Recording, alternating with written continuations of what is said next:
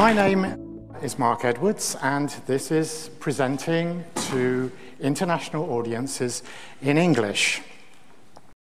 How many languages would you say are spoken in the world?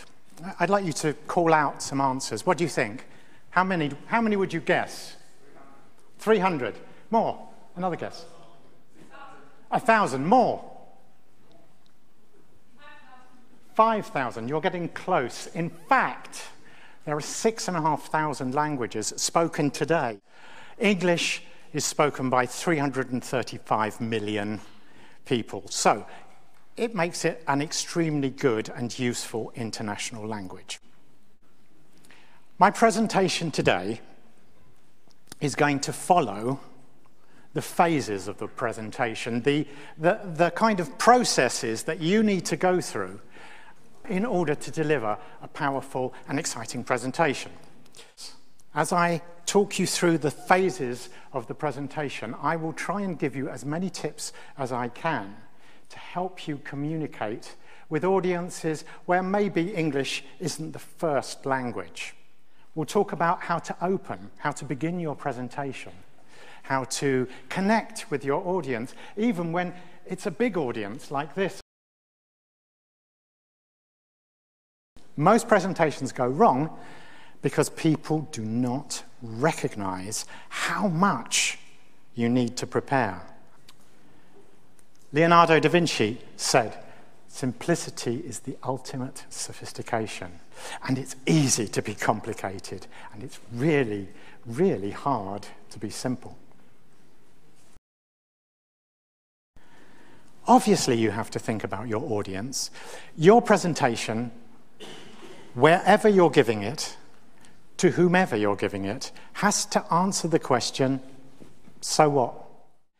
And again, does it work as a story? You know, stories have a beginning, a middle, and an end. So consider it from that point of view.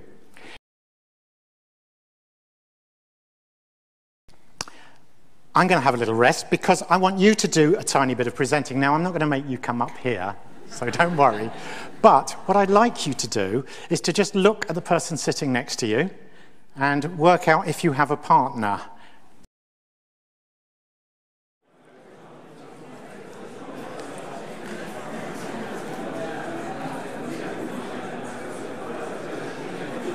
Super. Thank you. Thank you.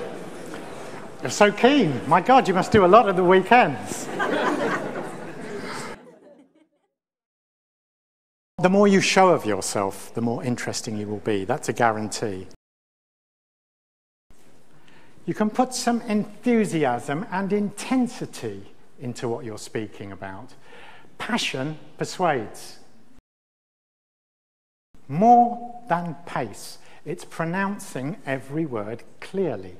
That will really help you be understood if you're giving presentations in India, in China, in the Middle East, or if your audience is composed entirely of non-native speakers. As I promised you earlier on, a good way to finish is to summarize. And this is what I've been talking about.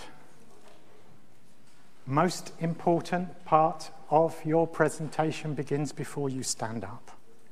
Prepare and allow enough time. Really, really work on it. It's not just what you say, it's how you say it. So really put as much attention into how you're going to say whatever it is you're presenting about as to what you are actually saying.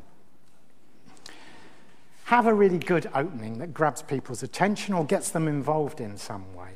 And then use those techniques throughout to keep people involved, engaged, and remember some of the basics like using your body well, using eye contact to get that I see you, you see me moment. And it makes what you say so much more interesting to listen to.